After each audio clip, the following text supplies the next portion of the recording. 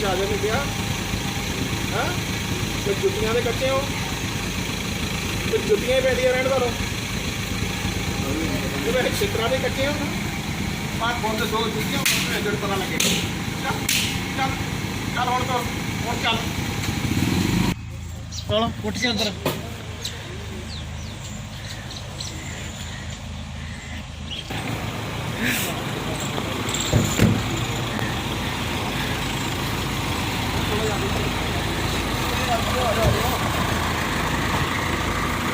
ਕਿੱਥੋਂ ਆਏ ਜੇ? ਕਿੱਥੋਂ ਆਇਆ ਹੈ ਤੈਨੂੰ ਪਤਾ ਨਹੀਂ ਕਰਨੀ ਲੱਗਾ ਹੈ ਦੇਖੋ ਇਹ ਸਾਲਿਆਂ ਨੂੰ ਗਰੀਨਾ ਇਹ ਬਹੁਤ ਕਿੱਥੇ ਬਾਹਰ ਕੱਢ ਲੱਗਾ ਨਾ ਮਾਰ ਸਰ ਮਾਰ ਕਰ ਬੋ ਲੱਗਾ ਮਾਰ ਕਰ ਦੋ ਸਰ ਲੈ ਲੈਣਾ ਮਾਰ ਕਰ ਬੋ ਲੱਗਾ ਮਾਰ ਕਰ ਦੋ ਸਰ ਮਾਰ ਕਰ ਦੋ ਸਰ ਕੀ ਗੱਲ ਮਾਰ ਕਰ ਦੋ ਦੁਆਰਾ ਨਾ